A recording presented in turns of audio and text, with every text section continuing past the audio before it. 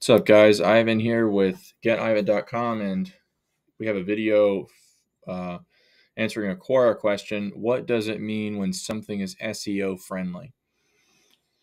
This guy says it means if you will be optimize your profile pages or web pages so the search engine gives you rank higher on top organic search results. This is called SEO friendly work.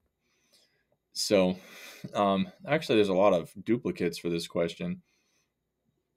I a lot of the times when people mention that, I think it kind of means nothing because Google Google ranks content that is on page, right? Like anything that is a web page that they can where they are able to crawl it, crawlable content, right? I guess you could say SEO friendly is content that's crawlable.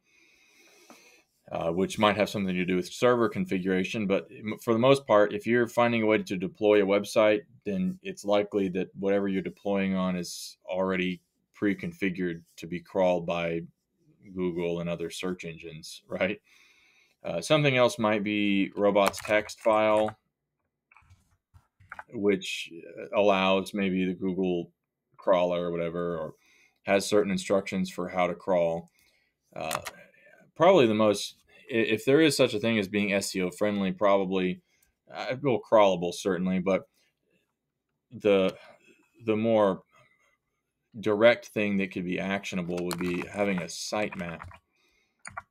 So usually it's an XML formatted file, and you can look up how to create a sitemap. There's a lot of utilities out there to create a sitemap for free, and depending on the platform you are using, like if you're doing HTML, like I prefer to do HTML these days because it's way cheaper, more cost effective, higher performing, etc.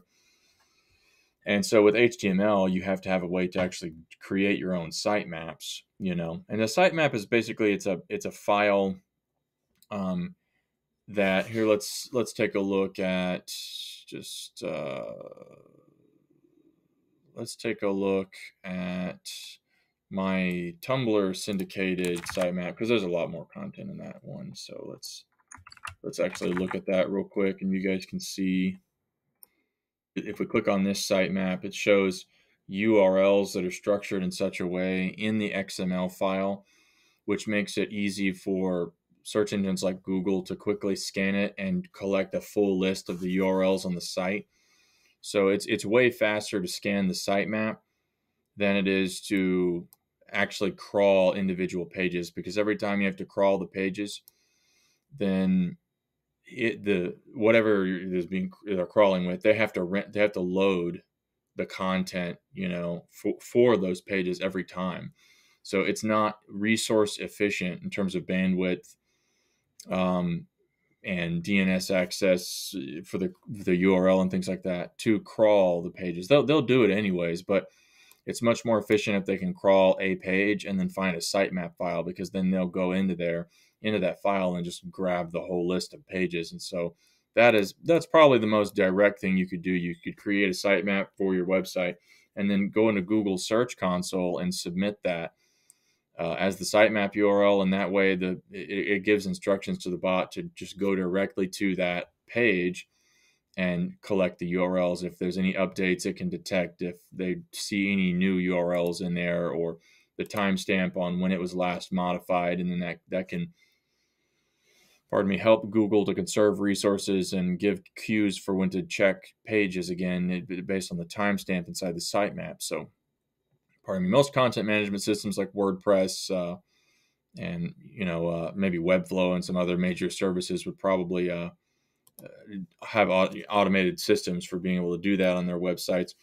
So those are some things that come to mind.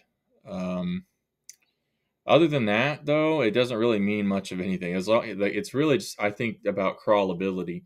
All the other on-page stuff is totally, I don't think it would constitute SEO friendliness, because they rank all kinds of pages for all kinds of reasons. If they detect words on the page that have anything to do with the query, it has the potential to rank. So as far as I can tell, being SEO friendly just has to do with the crawlability factors. And that's pretty much it, guys. Thanks for watching. Catch you later. Bye-bye.